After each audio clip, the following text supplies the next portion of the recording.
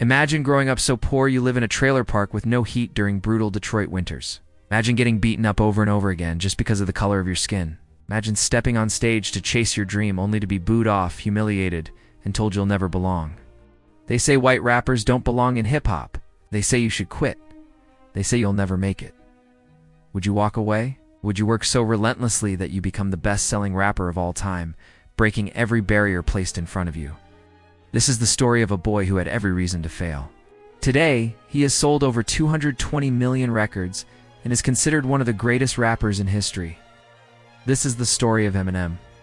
Marshall Bruce Mathers III was born in 1972, and from the very beginning, his life was chaos. His father abandoned the family when he was just a baby. His mother, Debbie, struggled with addiction and instability, constantly moving them from place to place. By the time Marshall was a teenager, he had lived in more than a dozen homes, bouncing between Missouri and Detroit. Poverty followed him everywhere. He lived in some of the toughest neighborhoods in Detroit, where violence was normal and gunshots were part of daily life. As one of the only white kids around, Marshall was bullied relentlessly. Once an assault was so severe he ended up in a coma for over a week. School became unbearable. He failed ninth grade 3 times before dropping out at 17. Teachers labeled him a problem with no future.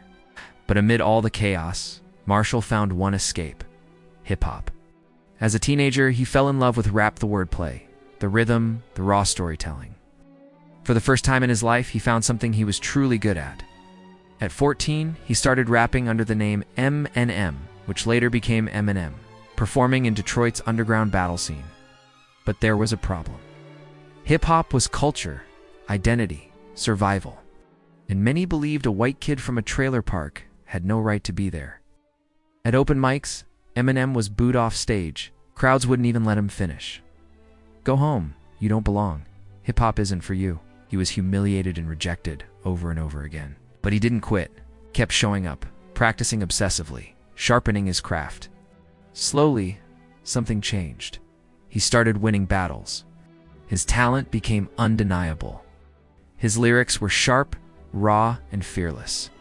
But skill didn't pay the bills. In his early 20s, Eminem worked dead-end jobs just to survive. He had a daughter, Haley, but couldn't provide the life he wanted for her.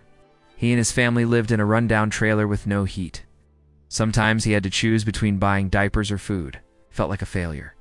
Still, he kept rapping. In 1996, he released his first album, Infinite. It failed completely. He lost money. People told him to quit, to get a real job, to stop dreaming. But failure didn't break him. Eminem stopped trying to fit in. He leaned into his pain and his anger. He created an alter ego, Slim Shady, a character that said everything he was too afraid to say. In 1997, he entered the Rap Olympics in Los Angeles.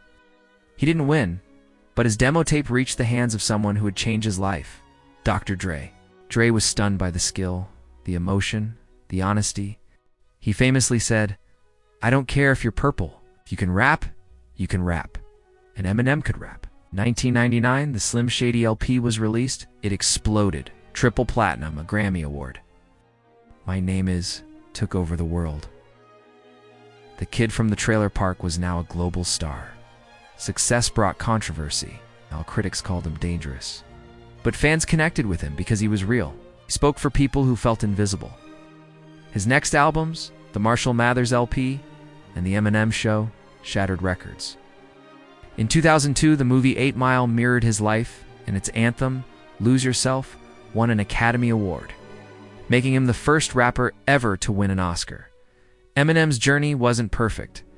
He battled addiction, nearly lost his life, and had to rebuild himself from the ground up. Once said, everybody has been at a point in their life where nobody believed in them.